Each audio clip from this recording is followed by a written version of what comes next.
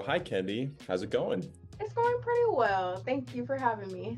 Of course. Thank you so much for coming. Thanks for taking the time to talk with us today. So, my name's Dorian, and it's really nice to finally get to meet you. I feel like, it's so weird having to research someone for so long and not really getting to meet until this point. Thanks again for taking the time to talk with us today. So, can you just give us like a quick introduction of yourself and of your business just so that people can get like sort of, our listeners can get an idea of what you're going on here?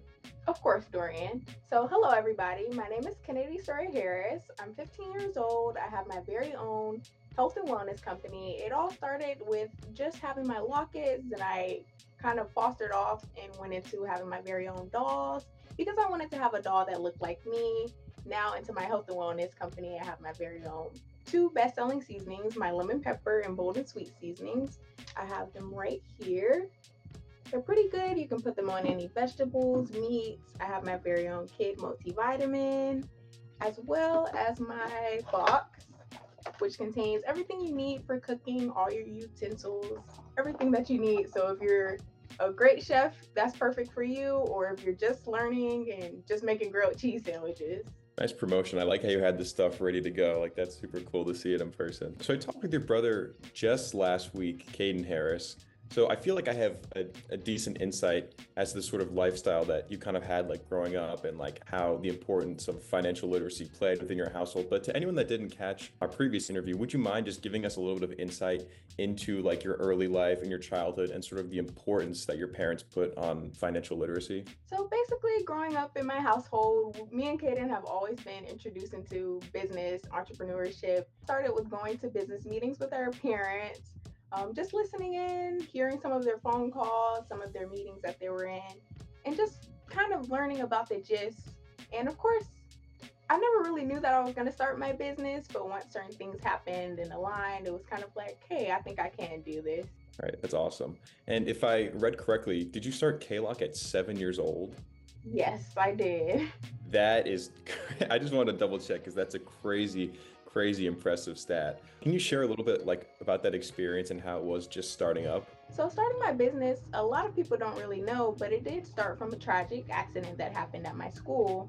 So, I was 7 years old at the time. And, I was in my class, everything was fine, nothing really out of the ordinary. And I was just in my class doing some schoolwork, and out of nowhere, I just heard my name being called over the intercom. So, I was like, okay, well, what do they want or what are they telling me to do? So one of my principals, or the main principal actually, she pulled me aside and was kind of like, we want you to come to the front desk. So I was like, okay, I'll come.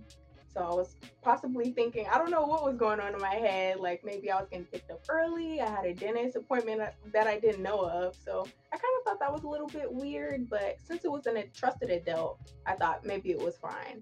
So as I was gathering my belongings, getting things into my book bag, hugging and saying goodbye to my friends and teachers, I remember seeing three faces: my principal, one of my teachers, and this lady I had never seen before. So, my principal was telling me to go with this lady, and at the time, I had no idea that she was a DFAX worker. I didn't know what DFAX meant at all. So, once she picked me up, we were driving and everything was fine until she passed my exit.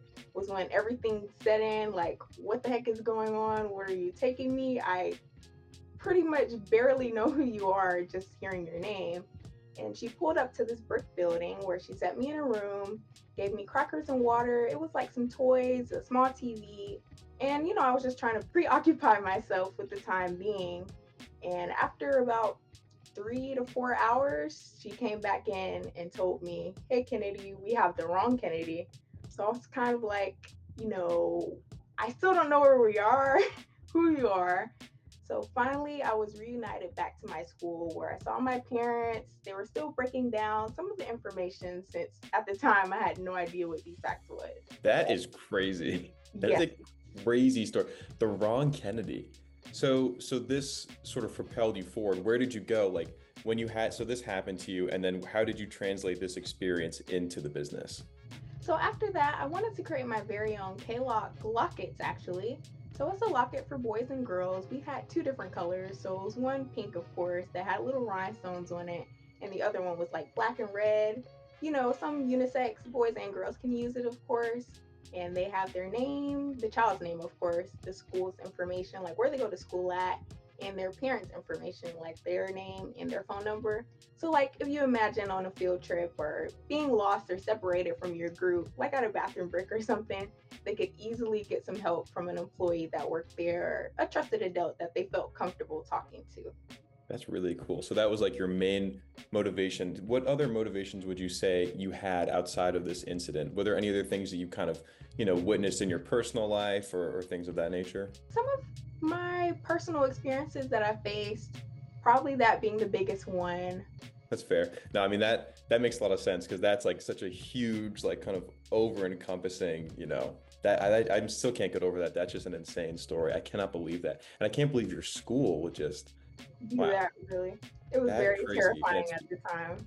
it speaks a lot, just to like, way back then, like just and even, today still just like children's safety and with the schools. That is crazy. So what were some of your biggest challenges or surprises in first starting up this business? I mean, especially as a 7-year-old. Yes, definitely as a 7-year-old, there were some setbacks that I faced as a young entrepreneur in this business. I had a lot of people that were doubting me a little bit, some adults and even family members that told me, like, oh, I see that little business you have going on. And of course, I would give good feedback. Actual family members and random people would support me, stop by at certain vending events that me and Kaden had. Sometimes my brother would even help me with vending events while I was at school since he was homeschooled at the time. He's graduated now. But I would say that was the biggest help.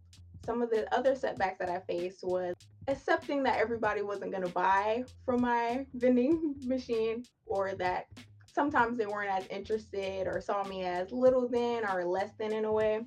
Yeah, no, that totally makes sense. And you mentioned earlier that people were hating on you because of your age, almost like people were, not taking you as seriously. Can you talk a little bit about those experiences? Yes, so some of the experiences that I faced with those setbacks in particular were going to vending events. Some people would be like, "Oh, a 7-year-old can't own their own business," or "What do you mean you have your own business of selling baby dolls and things like that?" So it was a lot of things, but my parents tried their best and did their best to keep all the negativity out of my mind and out of the way. So most of the stuff I can't even remember. I guess that's a good thing about starting a business at a young age. That totally makes sense. That's awesome. And so with this, early business start, how did you sort of approach this? And how do you think it's like affected your problem solving skills today? Like how do you think starting the business at a young age has sort of affected your course now as like, a young teenager? So it's definitely balance with my life. I had to find some balance, of course, balancing school life, my personal life, and business, of course. So a lot of people that think that me and Kaden do work, well, of course, with our business, that we're kind of like doing this thing all day, or like we're on meetings all the time and we're kind of neglecting our personal life. But I do want to let them know that, we're still a kid. Our parents, of course, put us into activities. I still go to the gym a lot, still meet up with friends on the weekend, go skating and different things like that. So I'll probably say that. Were you also homeschooled? Did you go through the homeschooling program or were you in regular school? Yes, so I was homeschooled up until well, I started homeschool actually when I was like in the 7th grade, and I'm still homeschooled now. I'm in the 9th grade, about to go to the 10th grade now. And it's been a really cool experience being able to travel, having my computer on hand, whether we were going to a vending event, going to a speaking engagement. I tell my teachers, like, oh, I can't make this meeting, which they understand. And it's always easy to come right back to the assignment.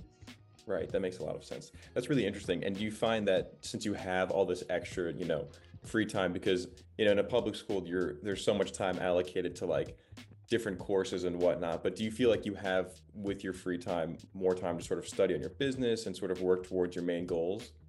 Yes, I definitely do. Throughout my free time, I try to find some balance, of course, with reading books. I've been actually micro learning recently. So it's this app that I've been using where it's able to break up some parts of a book or the main gist is. And reading my affirmation cards. Sometimes I like to take time to myself to do yoga. I really like going to the gym. I just came back actually a couple hours ago. So I would say that I have a really good balance of a life and try my best to keep balance.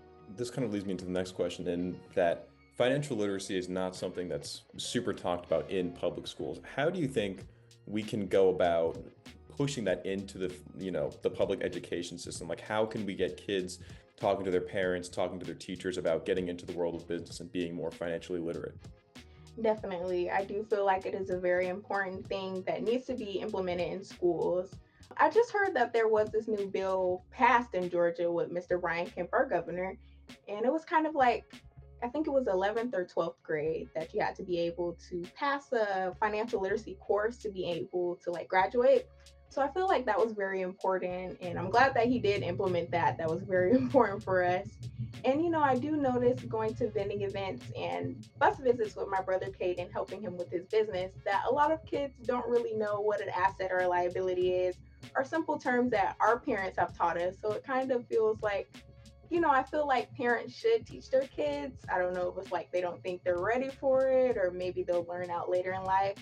But I really do think financial literacy should be taught. Definitely, definitely. And so, sort of shifting from your early business into more of like the modern style, I noticed when I was looking at all your products and stuff that there's been not a shift, but also like an addition of like, the physical safety products, like you mentioned earlier, to also having like this mental health awareness sort of aspect. So can you talk a little bit about that addition and how you sort of, went from the physical primarily into also including the mental health awareness? Of course. So with physical awareness, as you guys probably know, once I was a little bit younger, I was getting on the chubbier side. So my parents didn't want to keep that down and just teaching me the importance of balancing food, meals, how to eat healthier. So I advise that kids take one and adults to take two as well. I just wanted to make a multivitamin to build up their immune system during that hard time and just to stay healthy, you know, reminding them to get out a little bit, but still staying safe. And how did you go about like learning about the world of like vitamins, and like what resources did you use to learn, about not only this the vitamin, the gummies, but also like with your seasoning, so like these sort of, physical health aware things? So I definitely have a manufacturer, two different manufacturers actually for both. And the challenges that I would say I would face with the seasonings and the multivitamin, of course, with the multivitamin, learning about it, the difference between biotin, certain chewy gummies that we all are used to eating as a kid and as adults, that they contain different meats in them. And I know in different religions and different practices and things that a lot of people don't eat meats like vegans and vegetarians. So I wanted my actual vitamins to be vegan friendly to those and cater to everybody in a way. And with the seasonings, I would say that the biggest thing that I would face, or the problems at least, getting it ready with the manufacturer, was probably I learned the difference between white labeling and kind of doing my own thing. So with the white labeling, it's like we're gonna take so they already have like a recipe for the seasoning, so that I was easier to, grab onto that and get that seasoning ahead of time. And it was not like a lot of testing to go through. So we just went with the white labeling. With the vitamins, like that makes a ton of sense. Like, and also I didn't know the meats. Like that's crazy. I had no idea that there were certain meats in like these multivitamins. Yeah, a lot of people don't know. That is crazy. I cannot believe that. And so, how do you manage, all of this responsibility with like talking to manufacturers, researching, like doing your keynote speaking? How do you manage all of that and still making time for your education? It's definitely been a lot, but my parents, they're there to help, making it easier, of course. Of course, I don't handle everything on my own. So thankfully, they are there. My brother is there to help. And just being able to still let me be a kid, enjoy and doing kid things. So I would say they're probably been my best help. Hanging around certain kids in my classroom when I was going into in-person school and sometimes in virtual, that they would come to me and tell me like, Kennedy, I do have a hard time with this subject, or kind of maintaining this, or I'm having a problem at home. So I just kind of wanted to help them in a way with my affirmation cards as well, just to reinforce that positive energy, just telling them that they are enough if they don't feel that way, and that they are planted on the earth for a reason. Right. And that leads me kind of like directly into my next question. That was a great segue. Thank you. Do you feel like your age and sort of your experience gives you a unique perspective opposed to like, these big, massive corporations? Because I think the example that you gave really speaks volumes in terms of, it's a very personal brand. Like you're also still a very young person and you've been able to have these conversations with other modern young people who are going through these sorts of struggles. So do you find that you have a greater connection with today's youth and due to your age and also like the situations that you've been in? It certainly does because, for yourself as well, being a young person, it's kind of harder to talk to adults or like a parent sometimes. So, of course, having a trusted friend or even a sibling sometimes definitely helps, talking about problems that you may face before actually talking to adults. So, I feel like because of my age, that a lot of people do feel like a similarity in a way or a comfortability of being able to talk to somebody just like them that might be facing certain issues just like that. Yeah, that makes a lot of sense. And what strategies do you use nowadays to stay motivated and sort of focused amongst, these various commitments? Definitely staying motivated. It has been a lot with different things that I've been going through in my personal life. So I like doing yoga. That's kind of been a new thing that I implemented this year. So I kind of started a couple years ago, but kind of stopped. So now I'm getting back into the gist of it. I really like going to the gym. I would probably say that that kind of is a safe place for me to let out everything, just working out, lifting some dumbbells, and just doing cardio has been really nice. I just like got back in the gym and also started like meditating recently. I don't know if you do any of that, but my friends Really? like who are super into like yoga and meditation, I was like, oh, I don't really believe it, but I think it actually helps a lot. But Yeah, it does. yeah. So what resources do you use in like a modern sense to stay up to date within the business world? Any like websites or books that you can shout out that help you? Audiobook that I've been listening to and mentors. I would probably say my biggest mentor will probably be Miss Jessica Lundy, Mr. Neo, Miss Milan Harris. Just hearing about their business, how they started, with Miss Milan. She actually started her very own clothing brand. And to actually just hear how she started, selling shirts and hoodies and stuff out of the back of her trunk of her car was really motivating. Just hearing how she started from that to now having a multi-million corporation and a business and how she keeps going. So I would probably say hearing mentors, certain books. I can't say that I have a certain book right now in my head, but I would probably say a quote that would be better. So I was reading this book recently, and in the quote, it was basically saying that a man can't find new sights if he didn't leave the shore, if that kind of makes sense. Totally. No, that's great. And that's something that both you and your brother have spoken of is the importance of mentors. Can you speak a little bit more about, how your mentors have helped you in your personal growth, not only, as a businesswoman, but also as like just a person? So they definitely have helped me, as I've been growing up, kind of staying away from business. Well, not staying away from business, but into my personal life as well, because, we shouldn't neglect our personal beings, how we interact and do certain things. So they definitely kind of have helped me with just growing up, giving me certain advice about, being a teenager now. And I kind of like talking to my mentors. They kind of give me an insight of what they've been doing in their lives and kind of like they weren't as much into business as we were at this age and how they've definitely been motivated by us. That's awesome. And how can, our audience is primarily focused towards people around your age. How can people find mentors in their own life? That would probably be a hard thing for many people to find mentors, but finding mentors is kind of easy, just joining different clubs, a sport that you may have. I know some people feel comfort in certain teachers that they may have or counselors. So I'd probably say just finding that a good group of friends that speak positivity and never have any negative things to say, of course. So just surrounding yourself with good energy and people that you can trust and learn from. Personally, I would probably say that I like hanging around more college student age range. They're kind of, growing up still being a young adult, but they still can relate to different things than a kind of older adult would. Right. That's interesting. I just graduated college, so but I can't, it's interesting, to hear your perspective on that because I personally can't see myself being a mentor, but like, I still get a lot of great advice from my friends, like, what, he would make a good mentor. So I think that actually makes a lot of sense.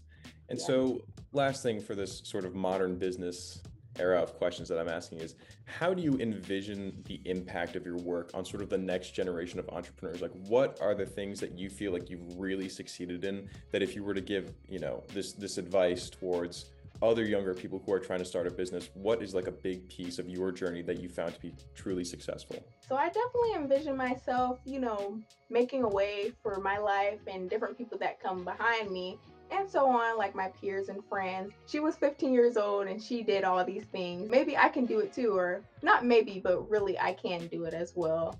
Just simply asking questions, if you need help. Not a mean person to talk to. So, if you have anything, just let me know. And I just want to be that bridge to kind of like help that gap. That's awesome. And do you also feel like, not a responsibility, but do you kind of intentionally think about being a woman in the business world? Because unfortunately, to this day, there's still so many people, not only because of your age, but because they don't see, a lot of women in the business world and they don't see it as like an equal thing. Do you find yourself intentionally going out of your way to sort of like preach that and talk about being a woman in the business world? I would say that I do a little bit, being a female business owner in this industry is definitely a lot, learning certain things from the big dogs in a way. Still not littling yourself out or still making your way, feeling confident, knowing that you are meant to be here for a reason and what you do have and, your say is very important. So I'd probably say being a female business owner is cool, definitely challenging in a way, but, it's definitely been helpful in telling other girls and females that, you can do it too. Yeah, it is really cool and it's really inspiring. So, what are your long-term goals for K-Lock Health, and how do you plan, to sort of expand it? Where do you see the business going in the next 5, 10, and so on years? That's probably my favorite question about how I see my business, actually envisioning it for the future. I do envision my lemon pepper and bold and sweet seasonings, or I'd probably say adding more seasonings, at least 2 or 3 more. Maybe even taco seasonings, talking to more of my manufacturer about what they think, what's the new hot deals in style, what seasonings do people like, and as well as getting my seasonings into big box stores. I really do envision seeing that my seasonings as a 15-year-old being right next to other big seasonings that have been here for decades.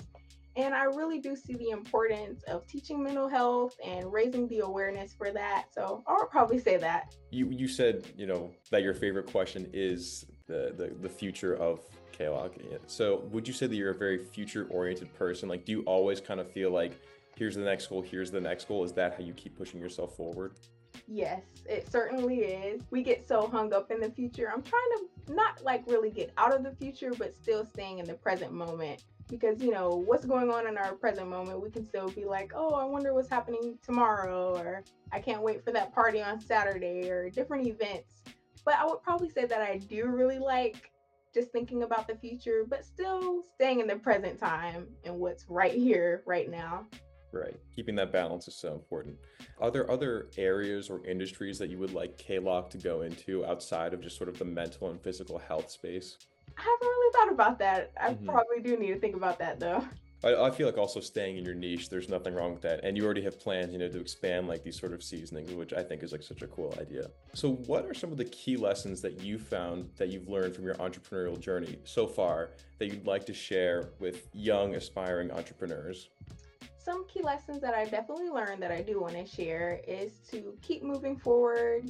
Certain things might come your way, different setbacks, different bumps in the roads, but to actually keep your head up high, even when those hard times do come. Sometimes business might be slower more in more months than it does in others. Just managing, staying positive and keeping your head to the sky, pushing forward, even though it might sound easier said than done, but to keep on moving, making videos as much as possible as you can. Social media has taken up so much space and it's much easier and accessible to get to more people. So I'll probably say that. Right. That's awesome. That's a great message to share. What is your favorite or most gratifying moment so far since you started K-Lock? So with my company, I would say that, receiving grants, hearing from my mentors as well, going into different pitch competitions, I would probably say that's been my favorite part of my business. Actually being able to speak, having a PowerPoint, knowing what I'm going to say, going in there, just knowing that this is for me and letting everybody know about my story. Right. No, that makes total sense. I feel like, it's very rewarding to sort of have that recognition, especially like in a competitive format. Because also like, you know, you're still young. Like that's the kind of way that they push these things forward with these, like Model UN competitions, for example, and things of that nature. But that's so awesome to hear. Yeah. Well, that's kind of all I had. Thank you so much, Kennedy. Thank you so much for coming out and talking with us today. Your business sounds really cool, and I wish you like all the best in the future. And I'm definitely going to order some of those seasonings. Thank you so much, Mr. Dorian.